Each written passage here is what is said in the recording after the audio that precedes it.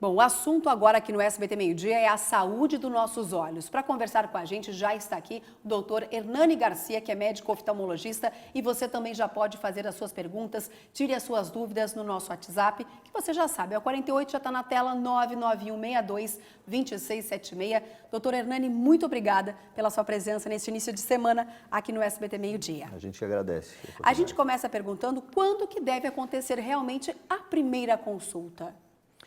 Muito importante, a criança tem a formação da visão central, então não se sabe se ela está enxergando bem dos dois olhos. E essa formação da visão central, cerebral, por volta de 8, 9 anos de idade.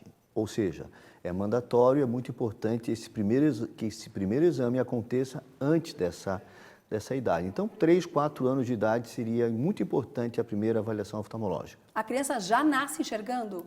Ela nasce enxergando vultos, ela não tem nitidez. A gente tem um globo ocular aqui, né, doutora? O senhor pode ir falando, então, até nos explicando um pouquinho. A criança, ela já tem percepção, ela vê o vulto, ela não vê nitidez, por volta de 6 meses que ela começa a ter um pouco mais de nitidez. Então, no início é muito mais pela presença, né, dos pais. E como que nós temos o globo ocular aqui? Como é que funciona o nosso olho, doutor? Então, o nosso olho é como se fosse uma câmera, uma máquina fotográfica, um sistema de captação de imagem.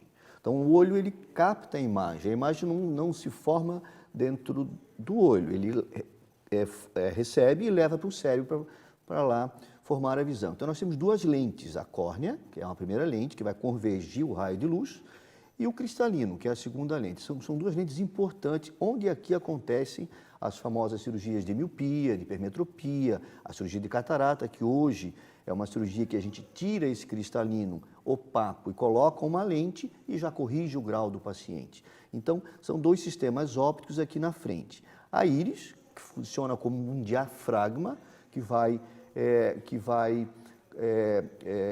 medir a intensidade da luz que entra dentro do olho, e no fundo, o filme, onde se forma, capta a imagem, que é a retina. A retina é um concentrado de neurônios em camadas que vai se ligar ao nervo óptico, levando a visão, a imagem até o cérebro, onde lá vai ser identificada. Falando da saúde dos nossos olhos, quais os maiores riscos, doutor? São as doenças silenciosas que a gente diz, aquelas doenças que não trazem sintomas. Dentre elas, sem dúvida, o glaucoma. A outra doença importante, as doenças retinianas. O diabetes, por exemplo, algumas doenças sistêmicas podem trazer lesões retinianas irreversíveis às vezes. Isso é importante que o senhor está falando da doença silenciosa, porque muitas vezes a gente só vai ao médico quando a gente sente ou acha que está com algum problema. Exatamente. O glaucoma, por exemplo, ele traz uma lesão no nervo óptico. Ele lesa o nervo óptico, com o aumento da pressão do olho contínuo, de forma que ele vai agredindo, comprimindo o nervo óptico e de maneira lenta, progressiva, da periferia para o centro. E quando a pessoa percebe, já é uma visão tubular. Ele só enxerga por um espaço muito pequeno. E aí, já com o nervo lesado, ele se torna irreversível o tratamento. De quanto em quanto tempo, doutor, a gente deve visitar o médico? Para medir a pressão intraocular, a partir dos 30 anos, se torna importante.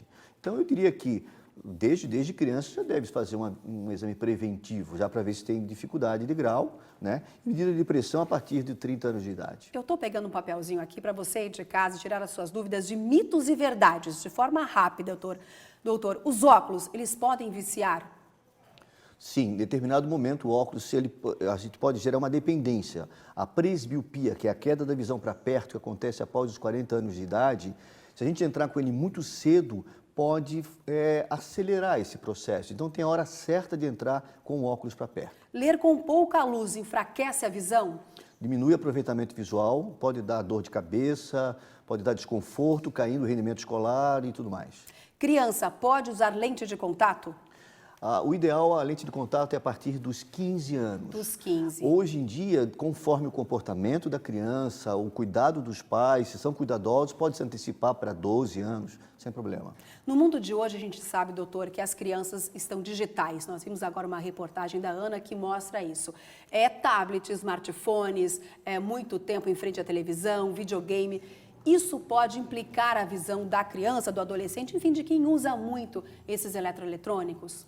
Está se valorizando muito isso hoje em dia, nos últimos 10 anos, essa mudança que está acontecendo de hábito está trazendo algumas alterações na oftalmologia, em especial o olho seco. Então, o fato de a gente ficar muito atento ao smartphone, ao computador, olhos, né? diminui o piscar, isso evapora a lágrima e começa a dar olho vermelho, sensação de areia e, inclusive, queda de visão.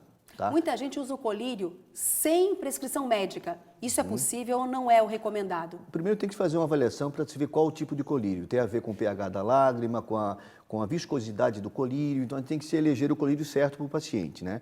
Depois disso, começa a se usar de rotina. Então a lágrima artificial, aí o colírio com lágrima artificial, né? Os lubrificantes entram aí com um papel muito importante nesses casos. Doutora Hernani, muito obrigada pela sua entrevista aqui no SBT Meio Dia. A gente ia até o final do jornal, mas o senhor volta outro dia para conversar com a gente. A gente agradece a oportunidade e estaremos sempre à disposição. Muito obrigada.